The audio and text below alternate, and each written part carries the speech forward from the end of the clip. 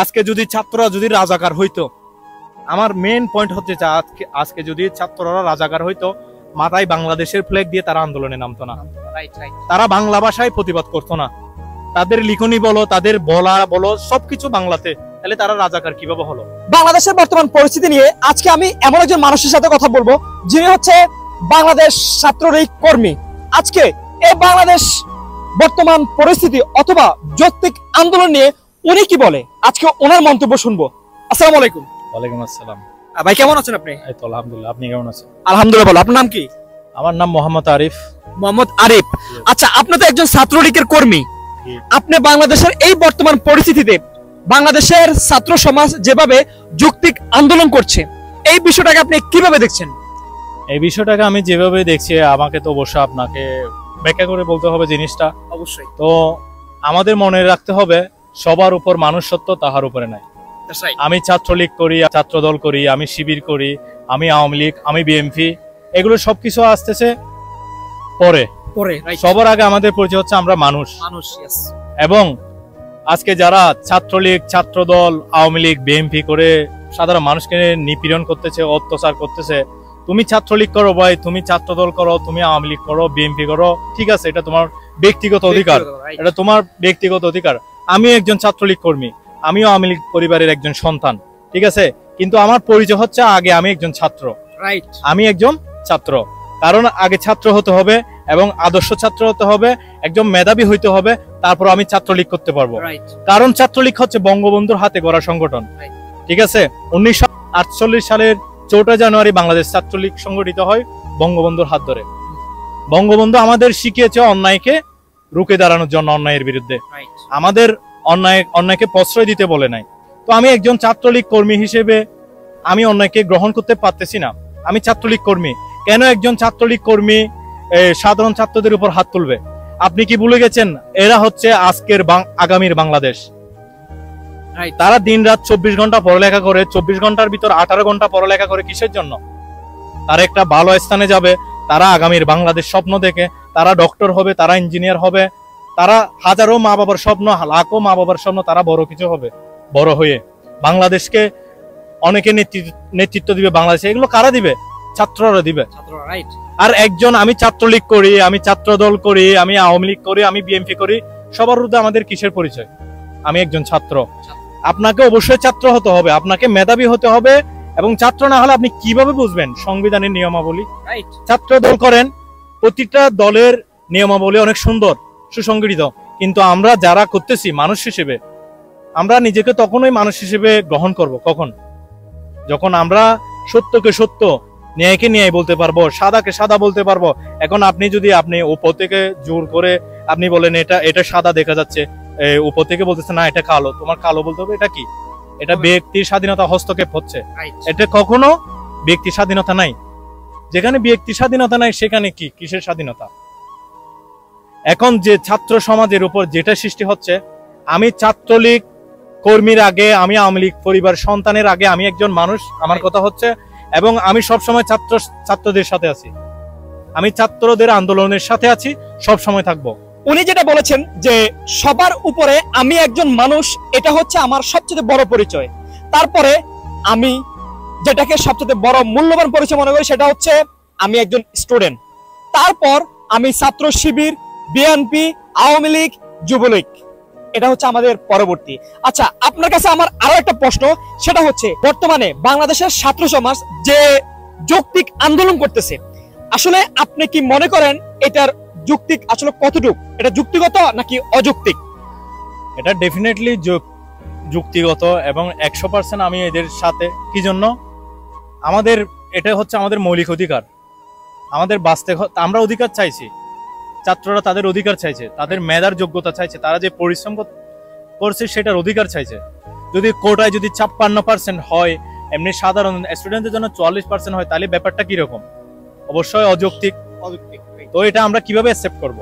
দেখো, একটা স্টুডেন্ট অনেক পরিশ্রম করে, গ্রাম থেকে শহরে যাচ্ছে, দীর্ঘদিন অনেক কষ্ট করে, একবেলা খাচ্ছে তো 2 বেলা খাচ্ছে না, এই অবস্থা করে পড়ালেখা করতেছে। তাদের কি জন্য? তাদের ফ্যামিলির জন্য, তারা নিজেরা বাঁচার জন্য, সুন্দর করে বাঁচার জন্য। তাহলে তারা তাদের বাঁচার অধিকার চাইছে, তাহলে অধিকার চাইতে সেখানে অযৌক্তিক তো আমি কিচ্ছু দেখতেছি না। এটা তাদের অধিকার, অবশ্যই তারা সংগ্রাম করবে, আন্দোলন করবে। ওর জায়গায় যদি আমি হতাম, আজকে আমিও আন্দোলনে থাকতাম। আজকে আর যা হচ্ছে, এই যে ছাত্র সমাজের উপর যেগুলো গুলি মারামারি, এগুলো কি মানে অনেক বিশ্রী একটা ব্যাপার। মানে এটা তো মেনে নেওয়া যাচ্ছে না, এক কথা এটা মেনে নেওয়া যাচ্ছে না। আপনি চিন্তা করেন, ডক্টর, ইঞ্জিনিয়ার, প্রকৌশলী, যা যত কিছু আছে, যত বুদ্ধিজীবী আছে, যত হাই ক্লাস লেভেলের পোস্ট আছে, সবগুলাকে কারা হয়? ছাত্ররা হয়। কোন ছাত্র হয়? মেধাবী ছাত্ররা। তাহলে মেধার যোগ্যতা কেন হবে না? এখন কি এই যুগ আছে? এখন কি এই যুগ আছে যেখানে মারামারি করে, গোলাগুলি করে, হাতাহাতি করে দেশকে এগিয়ে নিয়ে যাবে? এরকম কিছু নাই। এখন হচ্ছে মেধার কম্পিটিশন। মেধা দিয়ে দেশকে কি এগিয়ে নিতে হবে। এই যে আমি বুক ফুলায়, আমি ছাত্রলীগের অমুক নেতা, আমি ছাত্রলীগের এমন, আমি তেমন, হোয়াট ইজ দিস? তুমি নেতা, তুমি নেতা, তো আমি কি করব? তুমি নেতা, আগে তুমি মানুষ হও, তোমার সুস্থ মস্তিষ্কের মানুষ হওয়া দরকার। তারপর তুমি বলো আমি অমুক, আমি তমুক, আমি গুলি করব, ছাত্রলীগকে কিছু বললে, ছাত্র দলকে কিছু বললে আমি নিতে পারবো না। এটা কি? এটা কখনো একজন সুস্থ মস্তিষ্কের মানুষের চিন্তাধারা হতে পারে না। সম্পূর্ণ বিরোধী। আপনি একজন ছাত্রলীগ কর্মী হিসেবে আপনার প্রধানমন্ত্রী, আমাদের বাংলাদেশের প্রধানমন্ত্রী শেখ হাসিনা, উনি যখন বলেছেন যে ছাত্ররা যে অধিকার নিয়ে রাস্তায় নেমেছে, উনি বলছে কি এটা অযৌক্তিক। আসলে এই বিষয়টা আসলে আপনি কিভাবে দেখেন? এটা তো আমি আমার ব্যক্তিগত আমি গ্রহণ করতেছি না। কারণ বঙ্গবন্ধু শেখ মুজিবুর রহমান হচ্ছে আমাদের রাষ্ট্রনায়ক, ঠিক আছে? তিনি আমাদের সব সময় অন্যায়ের বিরুদ্ধে রুখে দাঁড়াতে বলেছে, অন্যায়কে প্রশ্রয় দিতে মানা করেছে। তিনি এটাও বলেছেন, তোমাদের হাতে যা কিছু আছে তাই নিয়ে প্রস্তুত থাকো যুদ্ধের জন্য। দেখো 1952 সালের ভাষা আন্দোলন, আমি একটা কথা বলি, ছাত্রদের যদি দমিয়ে রাখা যেত তাহলে আজকে আমাদের বাংলা ভাষা রাষ্ট্রভাষা হতো না। এখন মৌচাক ছিল, মৌমাছির মৌচাক, মৌমাছি কিন্তু একদম শান্তশিষ্ট।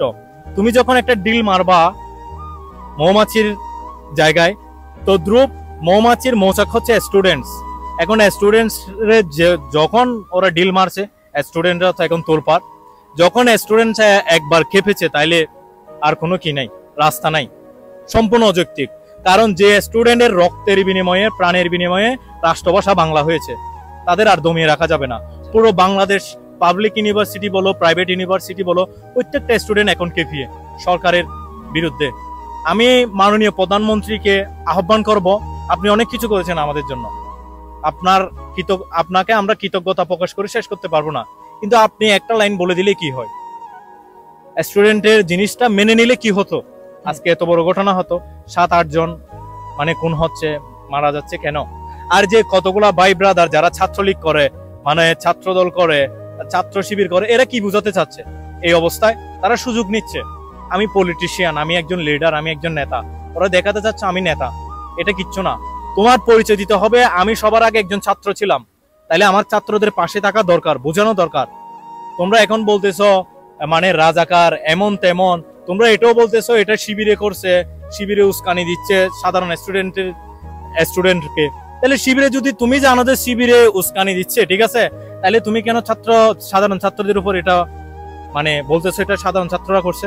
তুমি জানো এটা ছাত্র দলের কিংবা ছাত্র শিবিরের কেউ একজন বলতেছে, তাহলে তুমি কিভাবে বলবা ডাইরেক্টলি এটা সাধারণ ছাত্ররা বলতেছে? আমাদের মনে রাখতে হবে, এটা কখনো দানের সাথে সবসময় একটা দুইটা এদিকে দিক থাকে, সবগুলা ফিও থাকবে না, ঠিক আছে? তো ছাত্রলীগ খারাপ আমি বলবো না, ছাত্রদল আমি খারাপ বলবো না। এখানে ব্যক্তি সম্পূর্ণ মানুষও আছে, আবার গুন্ডা, আবার সান্ডা, আবার সন্ত্রাস এরকমও আছে। তাদের কোনো ছাত্রলীগ তো দূরের কথা, একজন ছাত্র হিসেবে, মানুষ হিসেবে বলতে লজ্জা লাগে আমার এরকম মানুষকে, বুঝছো? এই অবস্থা চলতেছে এখন বাংলাদেশে। আচ্ছা, এই অবস্থাতে যারা ছাত্রলীগ আছে, হয়তো ছাত্রলীগ মানে কি তারা এই বিষয়টা বুঝে না। এই যে আপনি কথা বলতেছেন, হয়তো দেখেন এমনও ছাত্রলীগ আছে, আপনাকে বলবো ও পাগল, ও কিসে ছাত্রলীগ করে। আচ্ছা, তাদের উদ্দেশ্যে আসলে কি বলতে চান? আমি তাদের উদ্দেশ্যে কি বলবো?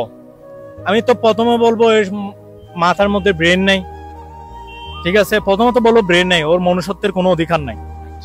আমি সবার আগে বলেছি, সবার উপরে মানুষত্ব তাহার উপরে নাই। আমরা বলি, আমরা যখন বিভিন্ন ধরনের মিটিং মিছিল হয়, আমরা বলি যে ধর্ম যার যার, উৎসব সবার।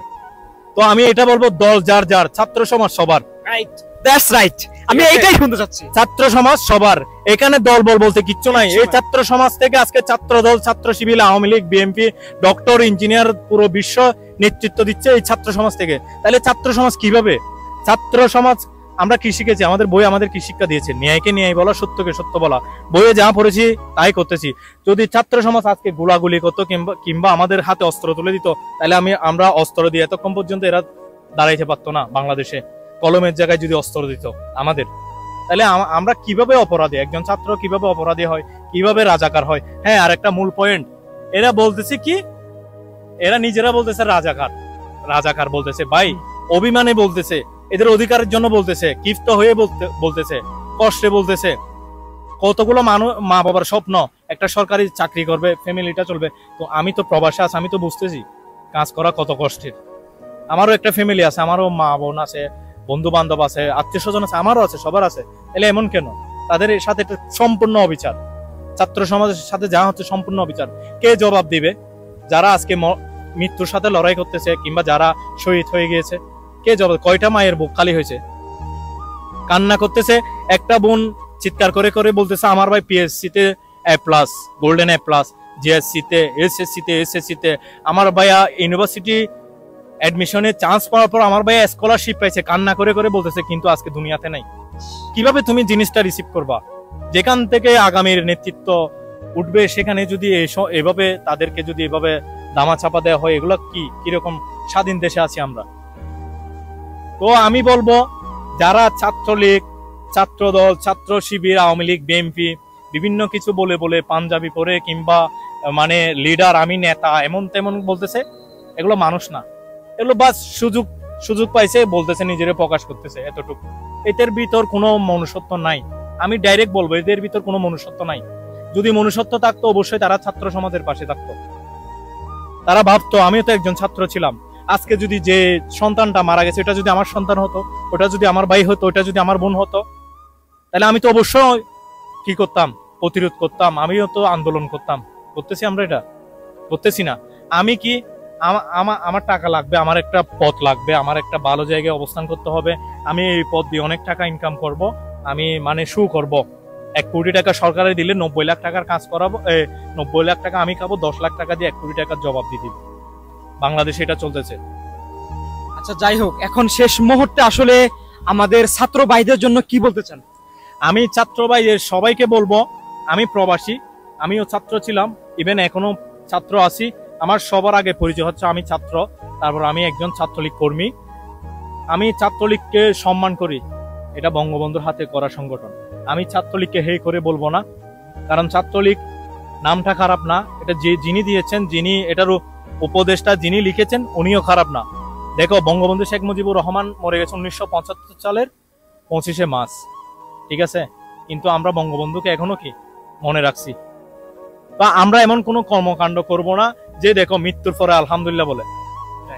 আমার জীবনে আমি দেখি নাই, শত্রু যদি মরে যায় মানুষ মন খারাপ করে বলে ও অনেক ভালো ছিল, শত্রুর বলে। কিন্তু আজকে দেখতেছি ভাই, এই ইতিহাসের প্রথম মানুষ, একটা ছাত্র মৃত্যুর পরে বলতেছে আলহামদুলিল্লাহ। কিরকম? আপনি মরে যাওয়ার পরে এটা শুনতে চান? আপনি শুনতে চান? আমি শুনতে চাইবো? আমাদের কি করতে হবে ভাই? যে যাই বলুক, আমার উপর সরকারি পদক্ষেপ নেওয়া হোক, যাই নেওয়া হোক, আমি যতদিন বেঁচে আছি আমি ছাত্রদের সাথে আছি। আমি একজন ছাত্র, আমার পরিচয় ছাত্র। আমি ছাত্র হয়েছি বিধায় আজকে এত কিছু বুঝতেছি, জানতেছি, বলতে পারতেছি। ব্যক্তি স্বাধীনতা কি, ব্যক্তি অধিকার কি, সেটা আমি বুঝতেছি। আমরা ছাত্র হিসেবে আমি সব সময় আর রেমিটেন্স যোদ্ধাদের বলবো, আপনারা দেখি রেমিটেন্স বন্ধ করে দেন। 1.5 কোটি রেমিটেন্স যোদ্ধা আমরা। দেখো, 1.5 কোটি থেকে হয়তো 20 লাখ হতে পারে এদিক ওইদিক, 1 কোটি 30 লাখ তো আছে। আমরা যদি বন্ধ করে দিই, কি হবে বাংলাদেশের অর্থনৈতিক অবস্থা বলো? আমরা অনেক রকম ভাবে প্রতিবাদ করতে পারি। আমরা বাংলাদেশে টাকা না পাঠাই প্রতিবাদ করতে পারি। আমরা কিভাবে প্রতিবাদ করি? আমরা লেখালেখি করে প্রতিবাদ করতে পারি। যে ভাই বলতেছে তাকে সাপোর্ট দিয়ে প্রতিবাদ করতে পারি। টাকা দিয়ে না পারলে পরিশ্রম দিচ্ছি। আবার তাও যদি না পারি, আমরা বাইটারে মনোবল দিতে পারি। এখন আপনি শুধু মানে স্কোল্ডিং করতেছেন, মানে দেখতেছেন, রিয়েক্ট দিতেও আপনি ভাবতেছেন একটা রিয়েক্ট দিবেন, এই যে জিনিসটা সত্য, আমি এটা রিয়েক্ট দিব, তাও আমার কি ভয় লাগতেছে।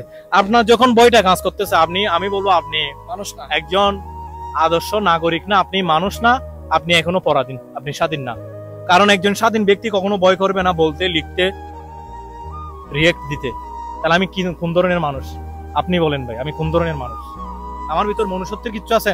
আর একটা কথা কি, আজকে যদি ছাত্ররা যদি রাজাকার হইতো, আমার মেইন পয়েন্ট হচ্ছে যে আজকে যদি ছাত্ররা রাজাকার হইতো, মাথায় বাংলাদেশের ফ্ল্যাগ দিয়ে তারা আন্দোলনে নামতো না, তারা বাংলা ভাষায় প্রতিবাদ করতো না, তাদের লিখনি বলো, তাদের বলা বলো, সবকিছু বাংলাতে, তাহলে তারা রাজাকার কিভাবে হলো? তারা যদি রাজাকার হতো, হয়তো আন্দোলনটা উর্দুতে থাকতো, ইংলিশে থাকতো, অন্য কোনো ল্যাঙ্গুয়েজে থাকতো। তারা তো বাংলাই করতেছে, তারা তাদের অধিকার চাইছে, বাঁচতে চাইছে। এখানে কি? তো আমি পরিশেষে এটা বলবো, বাংলাদেশ ছাত্র সমাজের সাথে আমি আছি। আমি একজন ছাত্রলীগ কর্মী হয়ে না, আমি একজন মানুষ হয়ে, একজন ছাত্র হয়ে আমি ছাত্রদের পাশে আছি। ইনশাল্লাহ আমি থাকবো, আমি মরে যাওয়ার আগ পর্যন্ত ছাত্র সমাজের পাশে আছি। সুতরাং আমার আর কোনো কিছু বলার নাই, আপনারা সবাই ছাত্র সমাজের পাশে থাকবেন। জয় বাংলা, জয় বঙ্গবন্ধু, বাংলাদেশ চিরজীব হোক, আমার সোনার বাংলা, আমি তোমায় ভালোবাসি। আসসালামু আলাইকুম। ইনশাআল্লাহ আমরা চেষ্টা করব, আমরা প্রত্যেকটা মানুষ, আপনার ভিতরে যদি মনুষ্যত্ব থেকে থাকে, আপনি যদি একজন মানুষ হয়ে থাকেন, বিবেকবান যদি একজন মানুষ হয়ে থাকেন, তাহলে এই বর্তমান সিচুয়েশনে আমাদের ছাত্রদের পাশে আপনারা থাকতে হবে।